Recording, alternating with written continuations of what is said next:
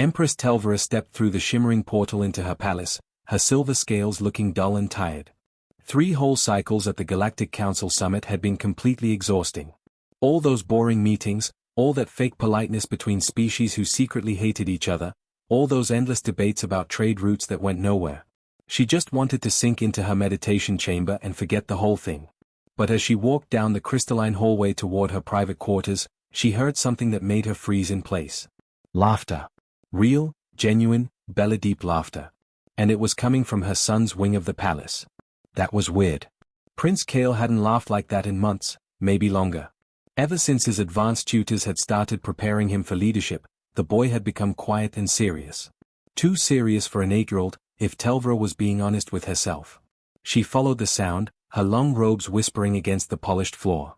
The guards at her son's door bowed quickly, but she could see confusion in their eyes. They heard it too. As she got closer, she heard another voice mixed with her son's laughter.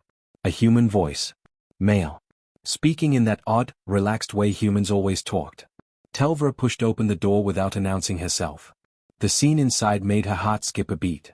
Her son, the crown prince of the Draxian Empire, heir to 14 conquered worlds, was sitting cross-legged on the floor. His formal robes were pushed up to his knees. His hair was messy. And he was surrounded by what looked like complete garbage. Mop handles. Rubber bands. Pieces of string. Paper cups. Cleaning rags tied together. And sitting right there beside him, also on the floor, was Jake Morrison. The human janitor. The one who cleaned the lower levels of the palace. He was showing Kale how to attach a rubber band to 2 pieces of wood. Okay, so this time we'll angle it differently, Jake was saying, his weathered hands working the materials. The last one shot left because the balance was off. That's fine. We learned something. Now we adjust.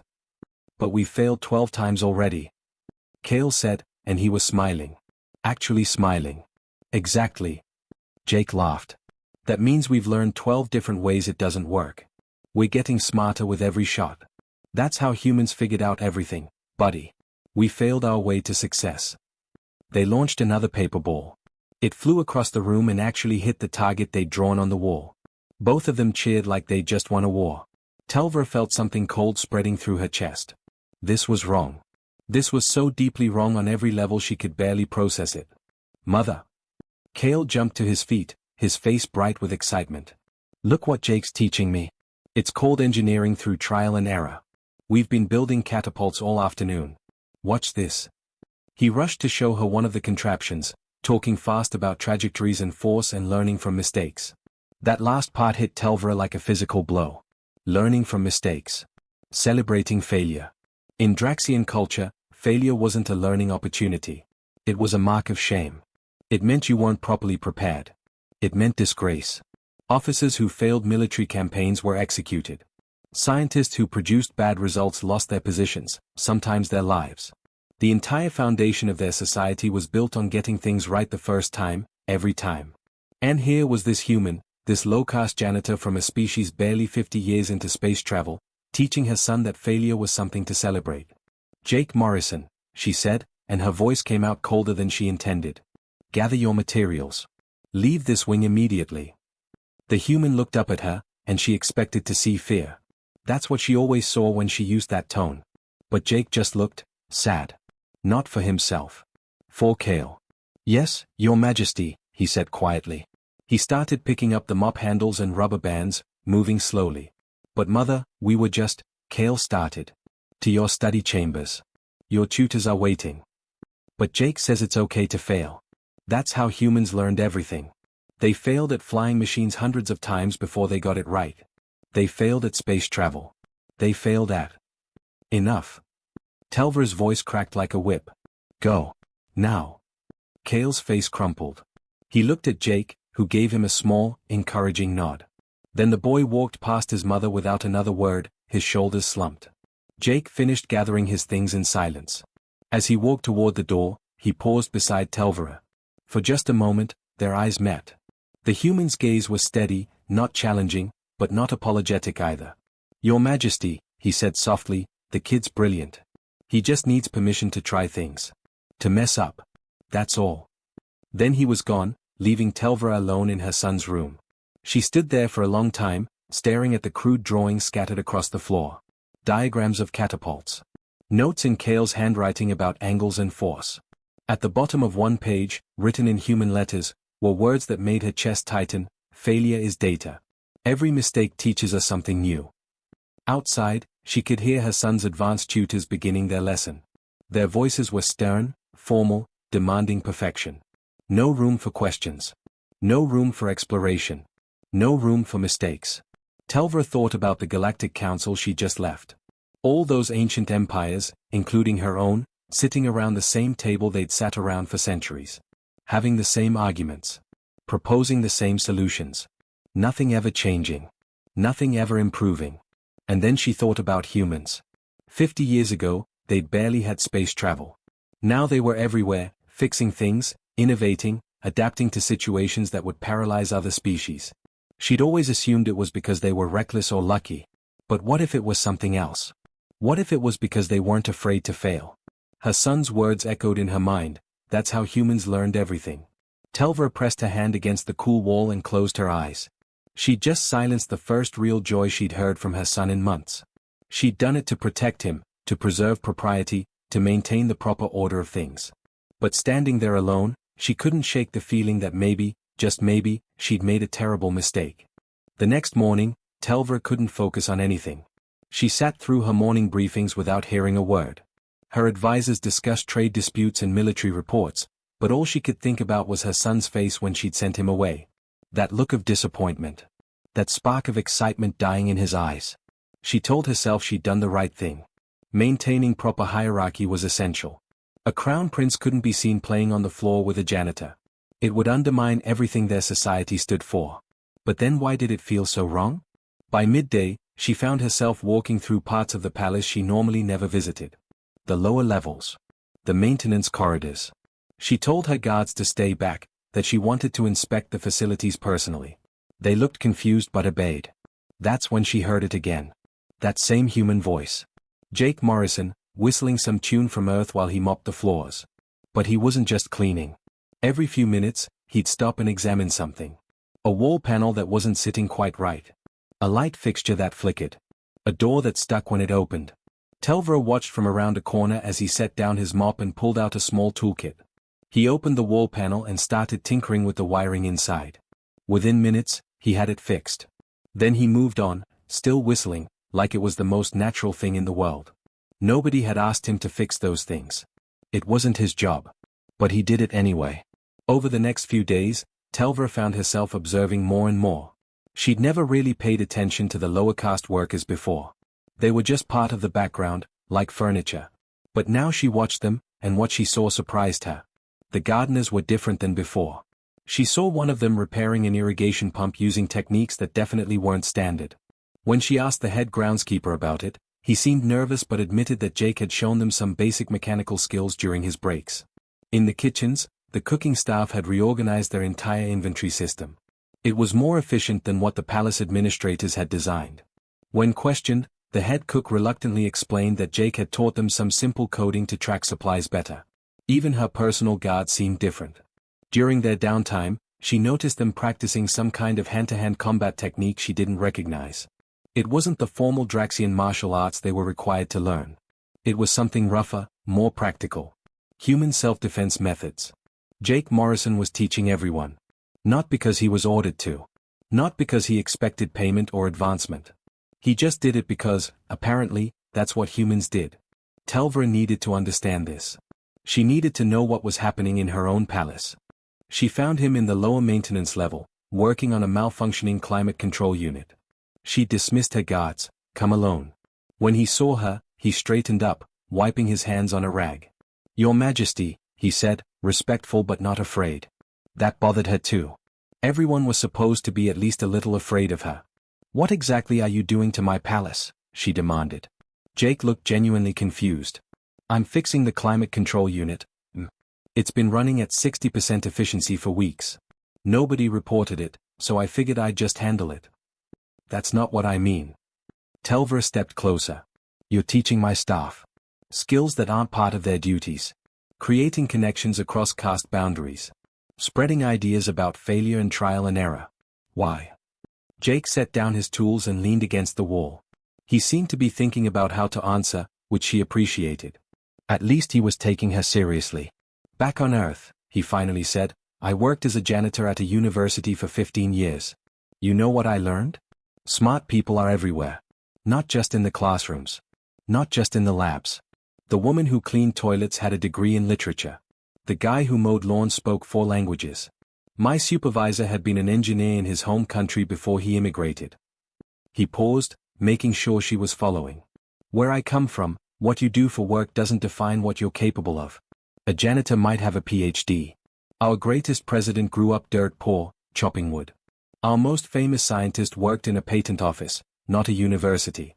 We don't believe that your birth or your job determines your worth or your potential. That's chaos, Telvera said, but her voice wasn't as certain as before. Maybe, Jake shrugged. But it's also why we survived. Earth tried to kill us in every way possible.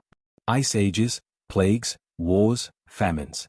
We survived because we shared knowledge. Because when one person figured something out, they taught others. Because we didn't wait for permission to learn or to try new things.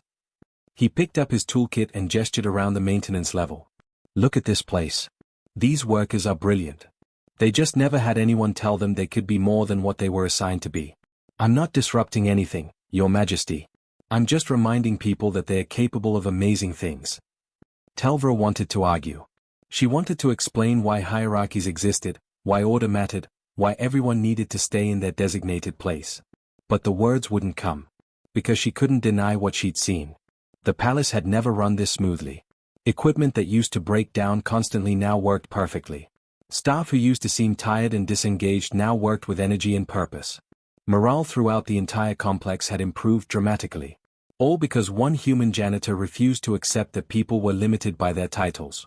In Draxian society, she said slowly, failure is punished. Severely. Sometimes with death. We've maintained order this way for thousands of years. I know, Jake said quietly. And when's the last time your people invented something truly new? The question hit her like a physical blow. She opened her mouth to answer and realized she couldn't. 300 years. Maybe longer. The Draxian Empire had conquered and absorbed, but created? Actually innovated? Not for centuries. They'd become so afraid of failure that they'd stopped trying anything new at all. How does your species function? She asked, and she hated how desperate her voice sounded. How do you maintain order if everyone believes they can do anything? If failure is acceptable? Jake smiled, not mockingly, but warmly. We don't maintain order, not the way you do. We adapt. We argue and debate and try things and mess up and try again. It's messy and loud and sometimes really frustrating. But it works. We fail forward. Every mistake teaches us something. Every disaster makes us stronger because we learn how to handle the next one better. He started walking toward the exit, then paused and turned back. Your son asked me yesterday why humans never give up. You know what I told him? Because we've failed so many times that we've gotten really, really good at starting over. That's our superpower, Your Majesty. Not that we don't fail. That we're not afraid to. Then he left, leaving Telvera alone in the maintenance level with her thoughts. She stood there for a long time, listening to the hum of machinery. The climate control unit Jake had fixed was running smoothly now, better than it had in months. Such a small thing. But it represented something bigger. Maybe her entire civilization had been approaching everything wrong. Maybe strength wasn't about never falling down. Maybe it was about knowing how to get back up. That night, Telvera couldn't sleep. She kept thinking about Jake's words. About her son's laughter. About 300 years of stagnation disguised as stability. And she realized something terrifying and exciting at the same time. She wanted to learn more. She wanted to understand this human way of thinking, even if it meant questioning everything she'd ever believed.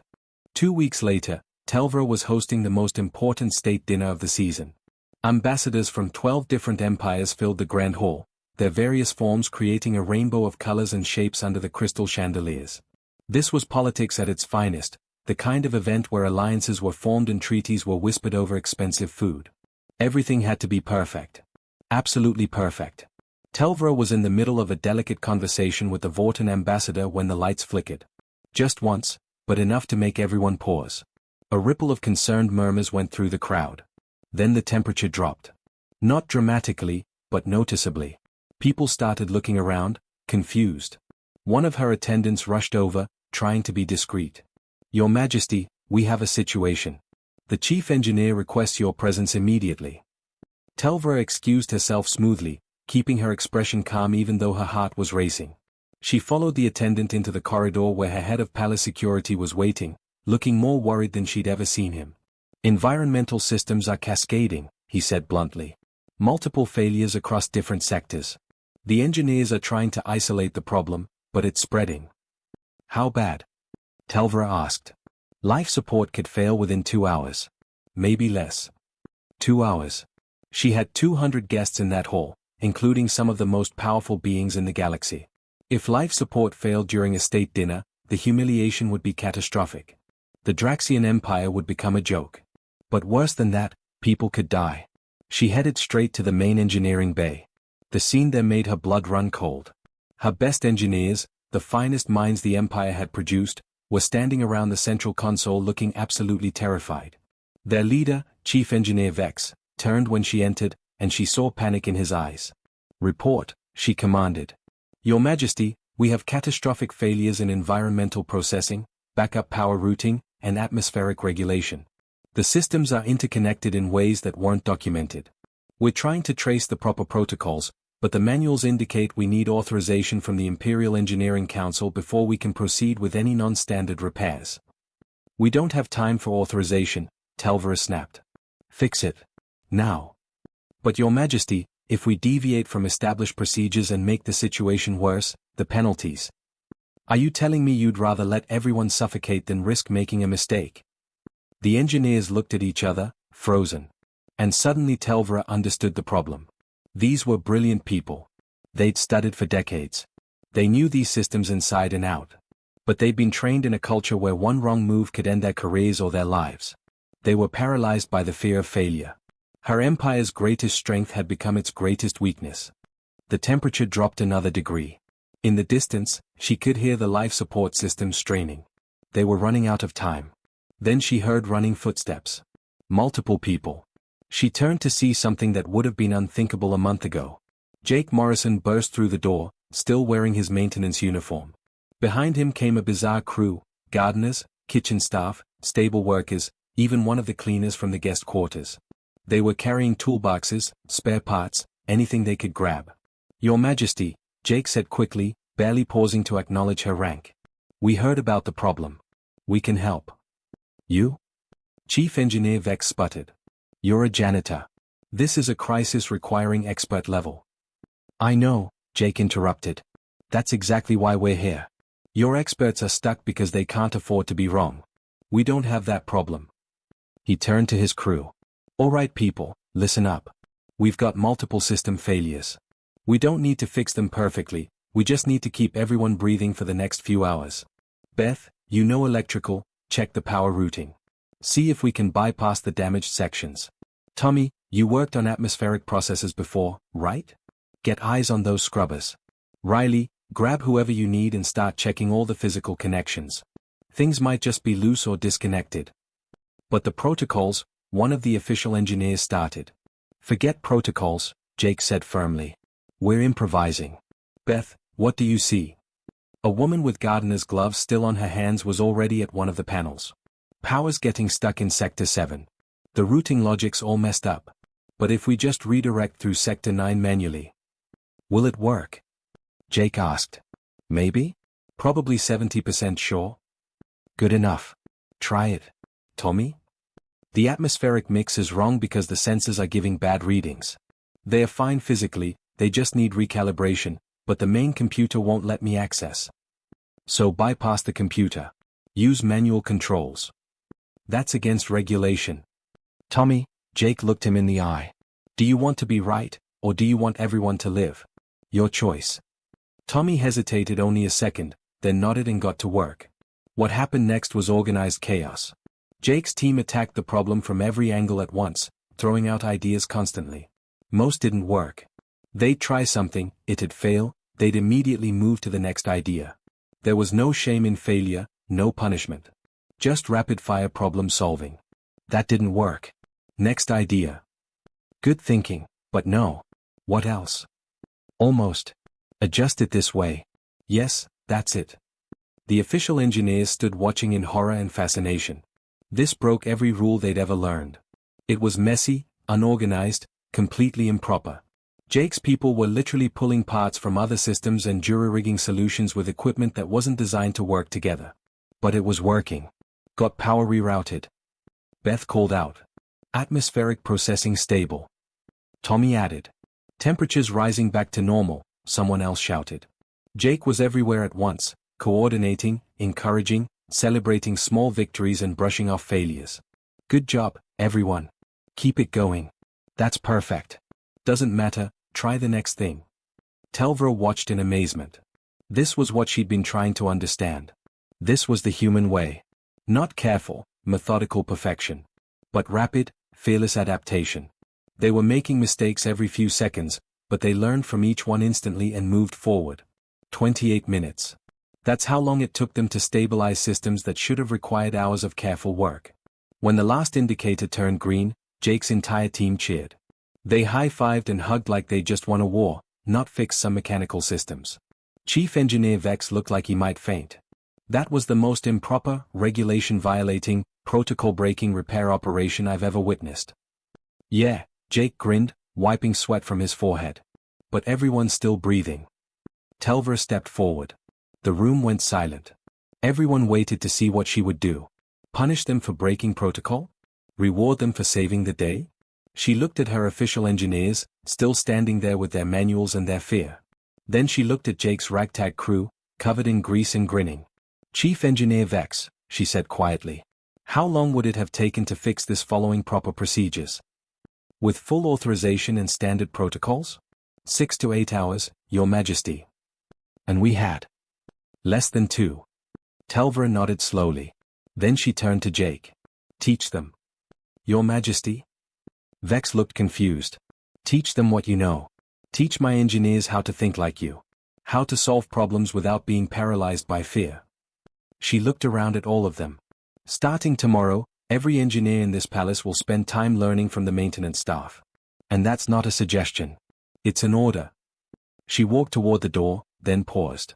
And someone tell the kitchen to prepare meals for our unconventional rescue team. They've earned it. As she returned to her guests, the temperature already back to comfortable levels, Telvra realized something profound. Her empire had spent thousands of years perfecting the art of not making mistakes. But humans had perfected something far more valuable, the art of fixing them fast. 3 days after the environmental crisis, Telvra did something no Draxian Empress had done in 500 years. She asked to be taught by someone beneath her station. She summoned Jake to her private library late at night, when the palace was quiet and no one would see. When he arrived, looking confused and a bit worried, she gestured for him to sit. Not on the floor like a servant, but in one of the actual chairs. His eyebrows went up, but he sat today. I want to understand, Telvra said without preamble. I want to understand how humans think. How you survived. How you became what you are. Teach me. Jake leaned back, studying her face. That's a pretty big request, Your Majesty. Human history is long and messy. I have time. And please, when we're alone like this, just call me Telvra. I'm not here as an empress. I'm here as someone who needs to learn. So Jake taught her. Night after night, they met in that library. He told her stories about Earth, about humanity's long, painful climb from caves to starships. And what struck Telvra most was how many times humans had almost destroyed themselves. We've nearly gone extinct at least a dozen times, Jake explained one night, pulling up historical images on his datapad. Ice ages, plagues, wars, famines. There was this one time, about 75,000 years ago, when a supervolcano erupted. It nearly wiped out the entire human species. Geneticists think we got down to maybe 10,000 people. Total. How did you survive? We adapted. We moved. We learned to work together in new ways. We tried things nobody had tried before because we had nothing to lose. He swiped to another image. Then there was the Black Death in the 1300s. Killed a third of Europe. Or World War II, when we came dangerously close to destroying ourselves with nuclear weapons. Telvra stared at the images of devastation. But you didn't destroy yourselves. No. We learned. Every disaster taught us something. Every failure showed us what not to do next time. He pulled up another file. Let me tell you about Apollo 13. That's one of my favorite examples of the human approach to problems. He explained how human astronauts had been traveling to their moon when an oxygen tank exploded. Everything went wrong. The mission was supposed to be a landing, but suddenly it became just about getting the crew home alive. The engineers on the ground had to figure out how to keep 3 men alive using only what was on the spacecraft. They had to fit a square air filter into a round hole using duct tape, plastic bags, and cardboard. It shouldn't have worked. But it did, because they weren't afraid to try crazy ideas. Telvra watched the old footage, mesmerized. They celebrated this? Even though the mission failed. The mission didn't fail, Jake corrected gently. It changed. The goal shifted from landing on the moon to bringing everyone home safely. And they succeeded at that. We call it a successful failure. The best kind of learning experience. Over the weeks, Jake introduced her to concepts that seemed absurd at first but started making strange sense. He told her about businesses on Earth that actually encouraged failure. There's this saying in human startups, fail fast, fail often. The idea is that every failure teaches you something valuable, so you might as well get your failures out of the way quickly and learn from them. But doesn't that waste resources? Telvra asked. It wastes fewer resources than spending years on something that doesn't work. If you're going to fail anyway, better to find out in 3 months than 3 years. He pulled up examples of famous human companies. Some of our most successful businesses failed multiple times before they succeeded. Their founders went bankrupt, lost everything, had to start over from nothing. But they kept trying because failure wasn't the end. It was just data. That phrase stuck with Telvra. Failure was just data. Information about what didn't work, so you could try something else. Jake showed her how human children were educated. We have these things called science fairs where kids do experiments. Teachers actually grade them partly on how well they handle failure. Did the experiment fail? Good. What did you learn? What will you try differently next time? He pulled up videos of human schools where children were encouraged to ask questions, challenge their teachers, make mistakes openly. It looked chaotic compared to Draxian education, where students sat silently and absorbed information without question. But how do they learn discipline? Telvra asked. They learn something better than discipline. They learn curiosity. They learn resilience. A kid who's never failed has never really tried anything difficult. Jake smiled. We have another saying, a smooth sea never made a skilled sailor. You learn by surviving the storms, not by avoiding them.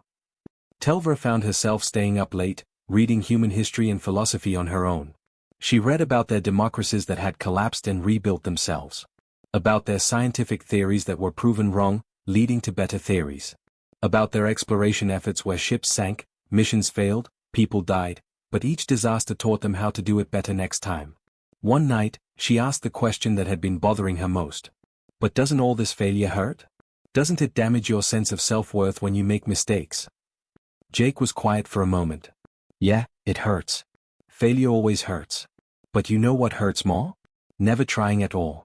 Living your whole life wondering what you could have done if you just had the courage to risk failing. He told her about his own life. How he'd wanted to be an engineer but couldn't afford university. How he'd worked as a janitor to support his family. How he'd failed at 2 marriages, struggled with depression, made countless mistakes in raising his kids. But here's the thing, he said. Every failure taught me something. My failed marriages taught me how to communicate better. My struggles with money taught me to appreciate what I had.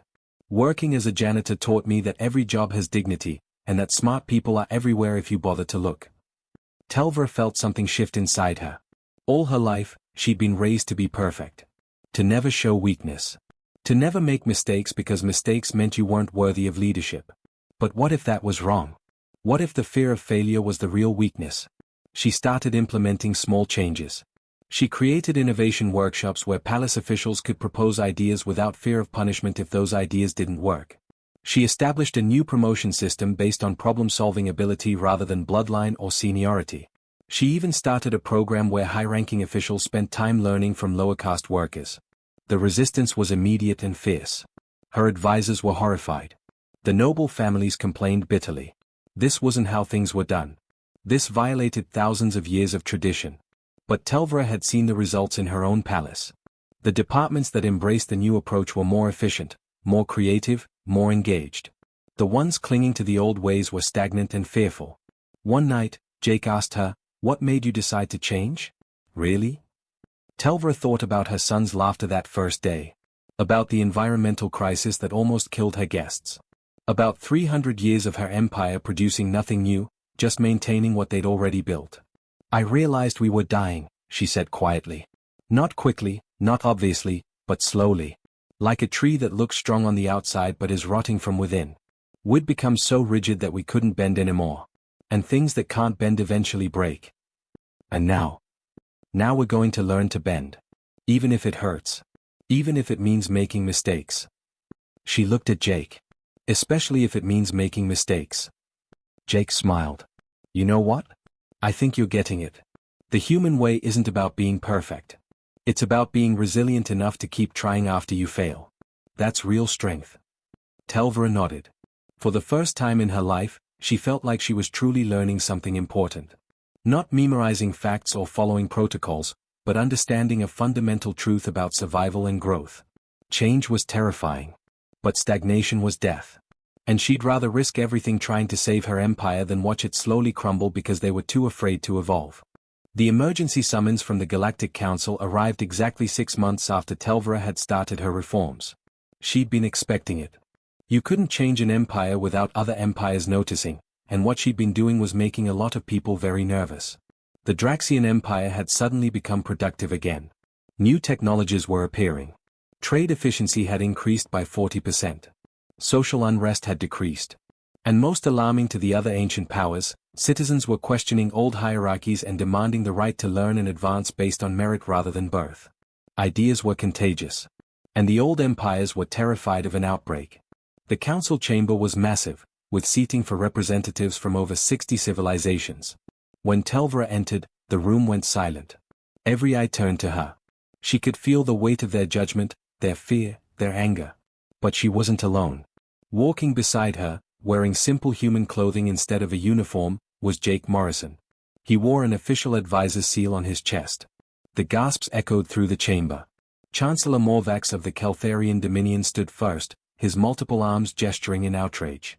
This is an insult. A human? A former janitor? You bring this to the council as your advisor. I bring the person who saved my empire, Telvra said calmly, walking to her designated platform. And if that offends you, Chancellor, then you're welcome to leave. The room erupted. Voices overlapped in a dozen languages, all expressing various degrees of shock and fury. The council speaker had to activate the sonic dampeners to restore order. Empress Telvra, the speaker said, their voice tight with disapproval. This council has convened to address the concerning changes in your empire. Your reforms violate thousands of years of established social order. You are promoting chaos and encouraging dissent across multiple civilizations. You will explain yourself. Telvra stood at her platform, looking out at the sea of hostile faces. 6 months ago, this would have terrified her. But she'd spent 6 months learning to see failure as data, fear as information, resistance as an opportunity to adapt. I will explain, she said. But first, I have a question for all of you. When was the last time any of your empires invented something truly new? Silence. Uncomfortable silence. The Keltharian Dominion? Telvra continued. Your technology is essentially the same as it was 400 years ago. The Vorten Collective? You've been using the same administrative systems for 6 centuries. The Nexian Commonwealth? Your military tactics haven't evolved in 300 years. We have perfected our systems, Chancellor Morvax snapped. We do not change what already works. Except it doesn't work. Not anymore. Telvra pulled up holographic displays showing comparative data. Look at these numbers. Our growth rates across all sectors. Our innovation indices. Our citizen satisfaction metrics. 6 months ago, the Draxian Empire was stagnant, just like all of yours. Now we're thriving. And the only thing that changed was that we stopped being afraid to fail. You're promoting disorder, another delegate shouted. Encouraging the lower castes to rise above their station. This destabilizes everything. No, Jake spoke up, his human accent clear. She's promoting potential. There's a difference. All eyes turned to him. A human, speaking unbidden in the council chamber. This was unprecedented. Jake stepped forward, completely unfazed by the stares. I've been studying your civilizations for the past 6 months. You know what I've learned? You're all making the same mistake. You think hierarchy equals stability. You think preventing failure means preventing disaster. But you're wrong. How dare a human, someone started. Let him speak, Telvra said firmly. Or are you so secure in your ways that you're afraid to hear a different perspective? That shut them up. Nobody wanted to admit they were afraid of words from a janitor. Jake continued. My people nearly went extinct multiple times. We almost destroyed ourselves with wars, plagues, environmental disasters. We survived because we learned that rigidity breaks. We survived because when something didn't work, we tried something else. We survived because we shared knowledge across all levels of society, not just the elite. He pulled up images of Earth's history. This is what human cities looked like 200 years ago. Coal smoke, disease, poverty. We made mistakes. Huge ones. But we learned. We adapted. This is what they look like now. Clean energy, advanced medicine, social systems that work. The images were striking. The transformation was undeniable. You want to know humanity's secret? Jake asked. We don't have one. We just stopped pretending we had all the answers. We embraced the fact that we'd make mistakes and focused on learning from them quickly. That's it. That's the whole thing. Chaos, Chancellor Morvax repeated. You're describing chaos.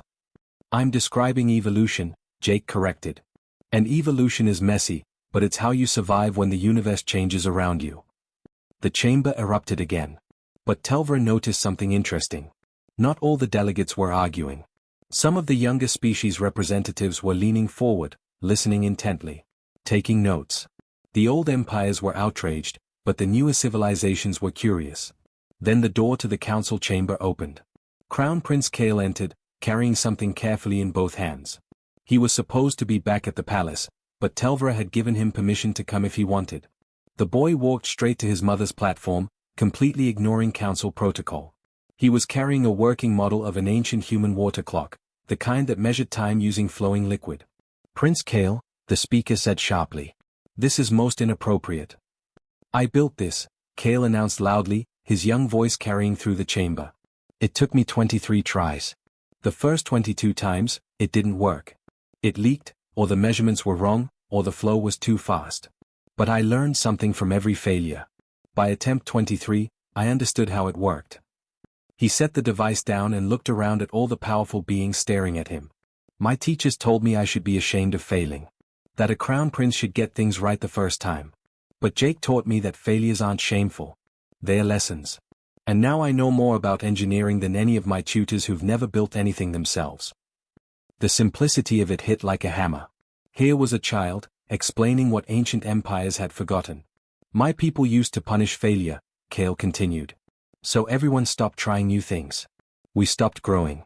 But humans fail all the time, and they're the fastest growing civilization in the galaxy.